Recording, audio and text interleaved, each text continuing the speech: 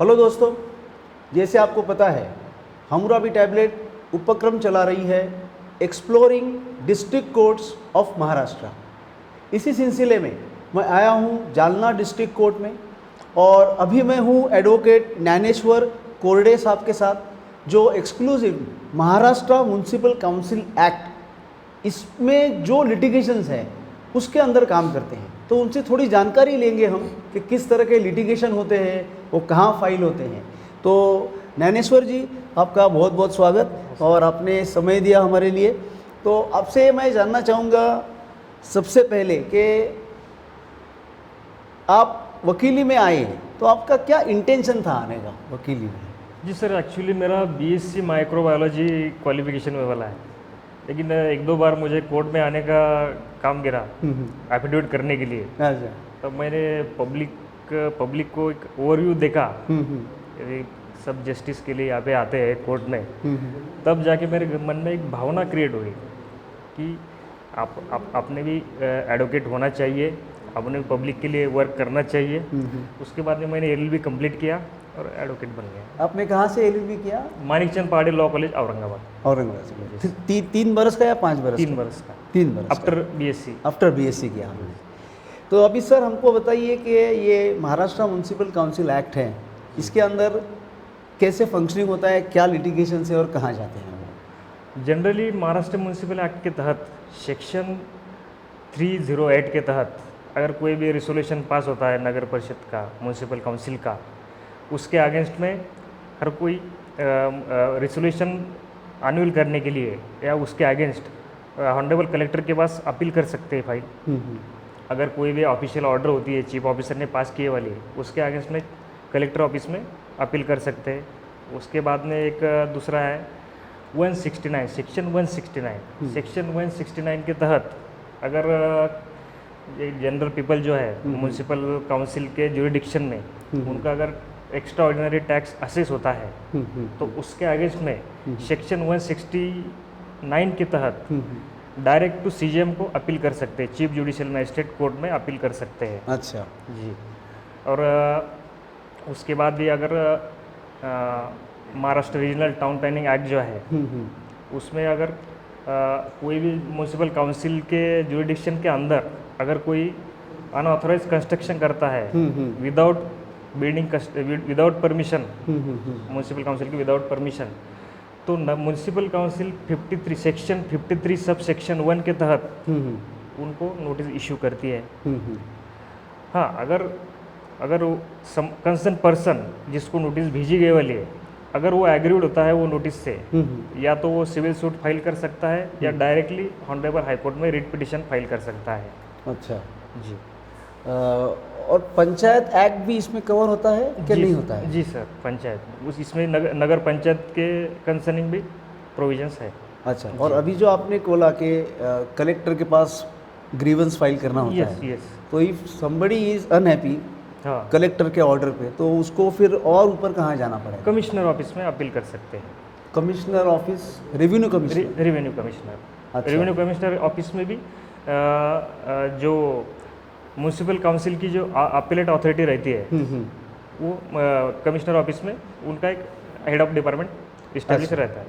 और आपके यहाँ जालना का अपील कमिश्नर ऑफिस कहाँ है? जालना में ही है? नहीं, औरंगाबाद जाना पड़ता है। और कमिश्नर के बाद क्या? कमिश्नर के बाद मंत्रालय।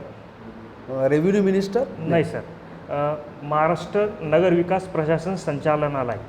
अच्छा, जी, एक सेपरेट डिपार्टमेंट है, सेपरेट मंत्रालय।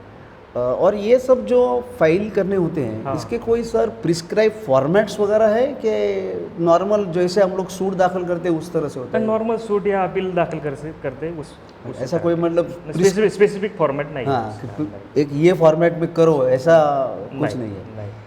और सर ये इसमें कितना टाइम लगता है, सब एप्लीकेशंस को डिस्पोज ऑफ होने को कितना टाइम लगता है? ये डिपेंड करता है वो केस पे, एडवोकेट्स पे, दोनों पार्टी के एडवोकेट्स पे डिपेंड करता है। और इसमें मतलब ये क्या कहते हैं, प्रोसीजरल पार्ट जो है, हाँ, वो सीपीसी लगता है कि नेचुरल जस्टिस से चलता है? नहीं, सीपीसी सीपीसी एज पर लगता है। सीपीसी। अच्छा। तो डिस्ट्रिक्ट कोर्ट में इसका कुछ आता है लिटिगेशन, ये नहीं महाराष्ट्र सर। म्युनिसिपल तो काउंसिल ये एक्ट का? अगर रेगुलर सिविल सूट के अगेंस्ट जो पार्टी को रेगुलर सिविल सूट में जो पार्टी को जजमेंट पसंद नहीं है, उसके खिलाफ वो डिस्ट्रिक्ट कोर्ट में अपील फाइल कर सकता है।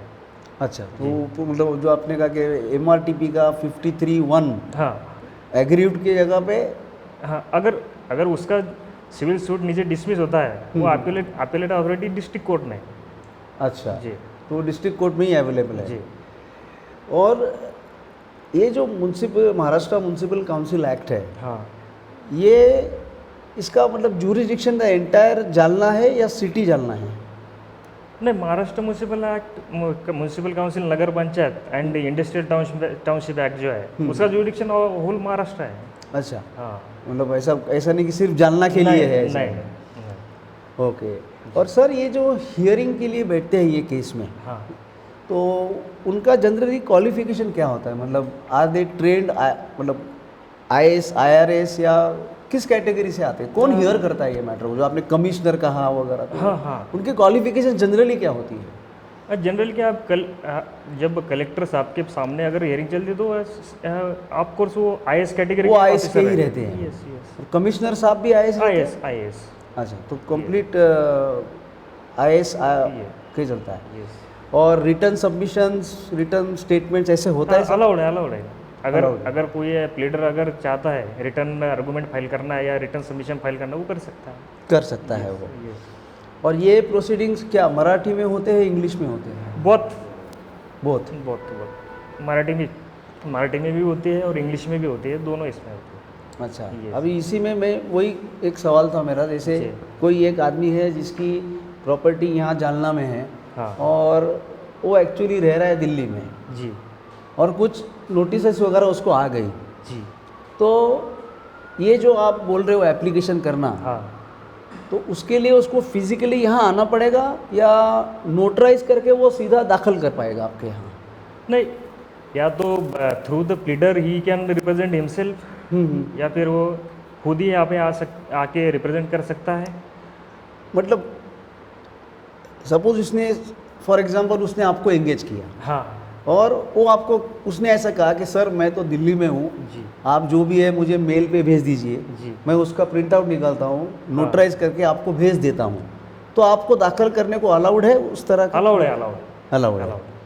सिमिलर मी रिटर्न स्टेटमेंट भी, मतलब सब मेरे खिलाफ केस है तो भी I can file it in similar man? जी, सिविल मैटर में। Civil matter. और इसमें कोई ऑफेंस का भी है सेक्शन? जी सर, अगर कोई अनऑथराइज कंस्ट्रक्शन करता है तो उसको पहले सेक्शन 53 सब सेक्शन 1 के तहत नोटिस इशू की जाती है, और उसमें कहा जाता है कि उसने जो अनऑथराइज इलीगल कंस्ट्रक्शन है वो निकाल ले विद इन 30 डेज। अगर वो नहीं निकलता है तो उसके बाद में म्युनिसिपल काउंसिल उसके अगेंस्ट FIR रजिस्टर कर सकती है कंसर्न पुलिस स्टेशन में, मतलब जहाँ पे पुलिस वो स्टेशन। अनऑथराइज सेक्टर है। यस, और फिर उस FIR की ट्रायल कहाँ चलती है सर? CJM कोर्ट में। CJM कोर्ट में। और उसका सज़ा क्या है उसके लिए? फाइन है, सज़ा है, या दोनों है? दोनों है, फाइन भी है, सज़ा भी है, लगभग 2 साल के लिए सज़ा है उसमें। ये ऑफेंस कंपाउंडेबल है? नहीं सर, कंपाउंडेबल नहीं। ये ऑफेंस कंपाउंडेबल नहीं है? नहीं। ओके। एक जनरल सवाल पूछना चाहूँगा आपसे कि आपकी कोई इच्छा है कि आपको जेल जाना है, इसके लिए पढ़ाई करनी है, ऐसा कोई इच्छा है आपकी? सर, मैं JMF के लिए ट्राई किया था एक बार, लेकिन उसमें सक्सेस नहीं हो पाया। Today also not eligible to? Yes, मेरा BJP के एफर्ट्स चल रहे हैं टेस्टिंग टेस्ट के एग्जाम। अच्छा, वो डायरेक्ट एग्जाम से एलिवेशन है। सर, बहुत धन्यवाद आपका।